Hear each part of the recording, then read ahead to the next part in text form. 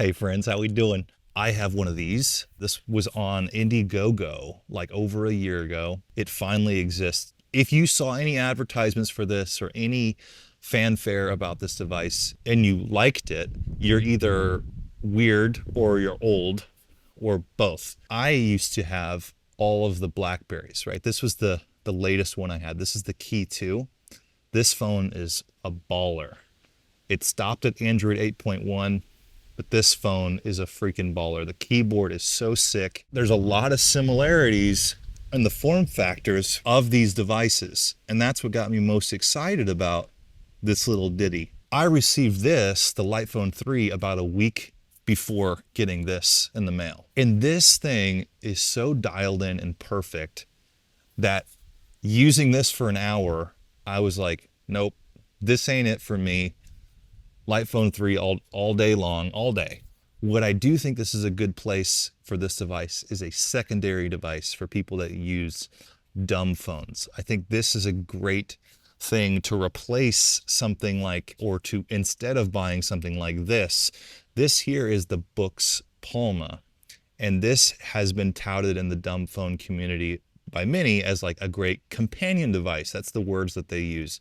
So instead of bringing a laptop with you, instead of bringing whatever, having something like this in your glove box, in your backpack, where if you really need to like order an Uber or you really need to check something, you can with this.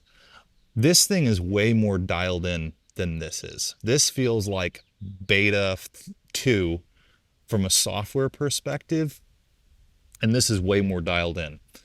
Now, that could change at any minute. They could fix this.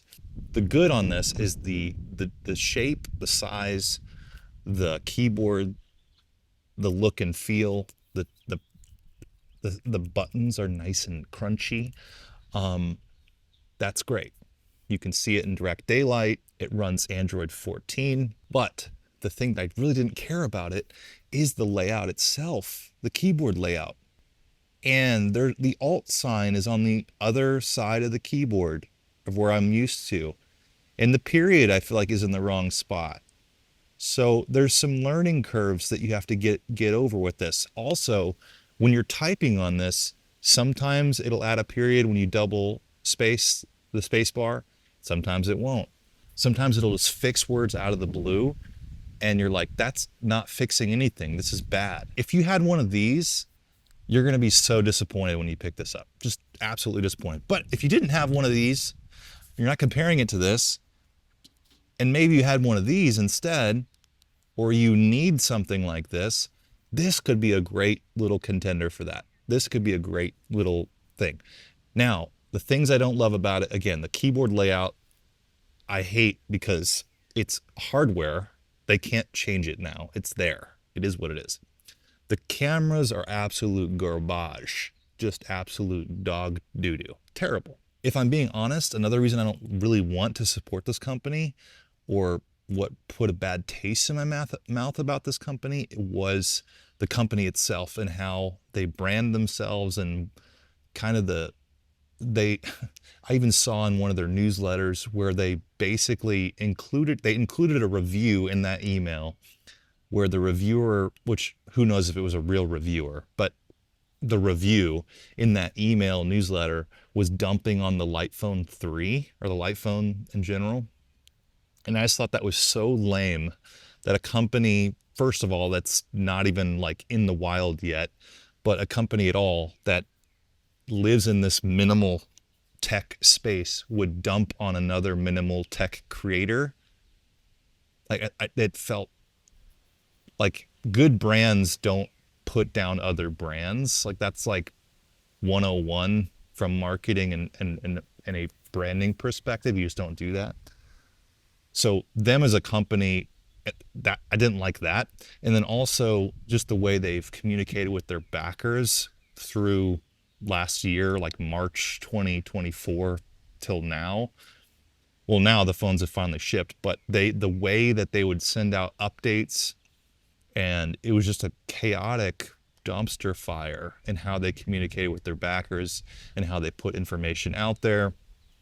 And I don't want to get like sued by a company, so I'll try to be nice. I think this is a great secondary device. I don't think it's a good minimal device as your main phone because it's got all of the stuff on there. But some people watching this are going to completely disagree with my take on that, and that's fine. My dislike of this phone is that it's not enough like this BlackBerry, and that's not against them, it's against my love for BlackBerry. I do think there's still space out there. I think if someone could create this device in 2025 or 2026, that would be legit. Or, oh, this would be cool, is if we could see Clicks, the keyboard company, make something for the Light Phone 3 that actually worked. They could just hook into here and then have a little QWERTY keyboard, and then everything you could ever want would be right here. None of these devices are for everybody. It's an interesting time to be alive where all these pieces of tech are coming out. I think the Light Phone is still the way to go if you're wanting a minimal phone, and that's what it does. If you want like a mini computer that kind of has a keyboard on it that's okay, and like the screen is okay, this is fine. And it works. And the price is pretty right on it. And if they could improve some of the software, make the typing experience a little bit better, this could get much, much better over time. And I hope they do. And I hope it does. I took a tip out of Becca Farsacci's YouTube and put one of these MagSafe things on the back of this. And I've been putting this on my fridge. It just sticks on my fridge and it shows me my notifications if I walk by the kitchen when I want to check them. Those are my thoughts on the minimal phone. Is it for you? Is it right for you? I have too many things in my life. I need to sell some things. Love you guys. I don't usually ask this, but if you follow this channel or have seen this channel, if you could subscribe, that'd be great. Bye.